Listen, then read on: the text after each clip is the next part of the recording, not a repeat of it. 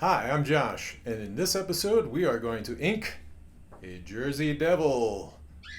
Ooh, scary.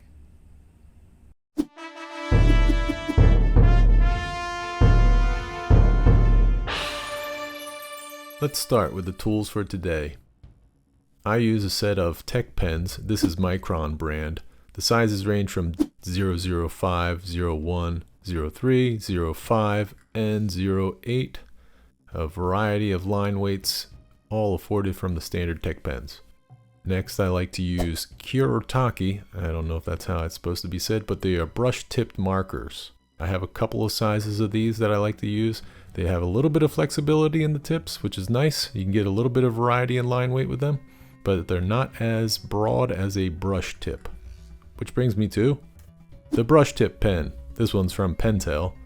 It has refillable cartridges that you can insert with the ink, and it's most like a brush without having to have a brush and an ink well and that whole messy process. And then finally, this was done on Strathmore Bristol paper, 300 series at 9x12.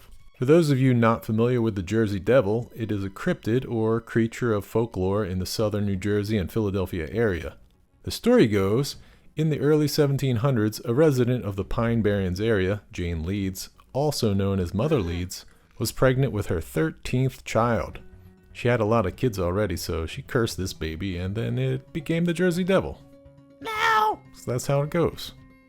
The common description of a Jersey Devil is a bipedal kangaroo-like creature with a head of a horse, leathery bat-like wings, horns, clawed hands, legs with cloven hooves, and a forked tail.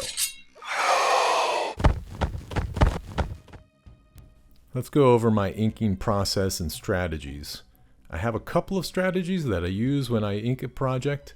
The one that I use for this piece is start with the face and small details. For this, I grab a small Tech pen like a 005 or 01 and begin the small details of the face. Then I gradually work my way through the larger scale Tech pens and into the brush pens, all while focusing on the face. I use this strategy because for me, if the face is wrong, then the whole piece looks wrong, and I'd rather find that out at the beginning of the illustration. Now, you can make corrections using white ink pens and tools, but sometimes it's so messed up you just want to start over. The other strategy I use when inking an illustration is called background to foreground, which is executed in exactly the manner that you would expect, background to foreground. Still using small pens first and working my way up through the larger ones. And the last strategy that I might apply when inking something is called upper left to lower right. This one I will use if it is a larger piece and if I'm planning on using more of the brush pen, or if there will be a lot of solid black areas. The reason for this strategy is because I am right-handed. When I use this approach, I'm less likely to smear things as I go. Less likely, but I don't think I've ever escaped a piece 100% smudge-free.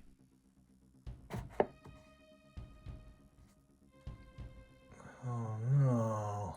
With all of these strategies, I almost always save the brush pen in large solid fill areas for last for this smudge-free reason as well. But as you can tell, I kind of follow my own strategies and then I kind of just meander through whatever I like in the piece. Hey, maybe you're thinking, what is this illustration for? Seems kind of specific. A Jersey Devil and some fruit? Well, it is specific for a reason. This finished illustration is for a wine label, and this variety of wine is a blueberry wine. A friend of mine who works for a local printer texted me one day and asked if I'd be interested in doing an illustration or two of the Jersey Devil for a local winery. I said, I get to draw a Jersey Devil for a wine label, and you'll pay me? I'm in! So I sent over an estimate of what I'd like to get paid for the job with some details about what I would deliver, and about a week later we got started. Before we got to the illustration we are inking here, I did a couple of rounds of sketches in which I provided options for the pose of the devil and some different ways to incorporate the blueberries. Bushes, individual berries, barrels, and buckets. I sent these off to my friend at the printer. He sent them to the client, and we landed here.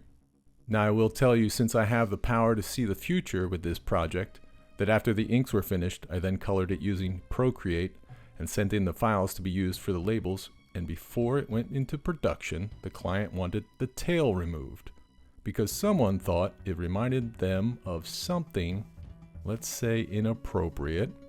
I didn't think that. I don't think that most people think that. But sometimes clients make these calls and there's no way for them to unthink these thoughts. No. I mentioned that after the inks were done, I colored the piece using Procreate. I will have a follow-up video to this that shows that process. So if you're interested in that, please check it out after this one. Sometimes I like to hide my signature in the illustration. For this one, I placed it in the bushes. I like to do this for a couple of reasons. One, it can be a fun Easter egg for anyone observing the artwork. Two, there are times when I feel like the signature hanging out all by itself can be distracting from the piece. Three, sometimes I like to hide my signature so that I know that it makes it into the final illustration. If it's visible and hanging out away from the rest of the artwork, it's easy enough for whoever handles it next to crop it or cut it out. Whether that's intentionally done or not, who can say? Lastly, in the case of internet theft, this approach makes it more difficult for someone to cut out my signature and claim it as their own, although I have had it happen, so some people on the internet are just creeps.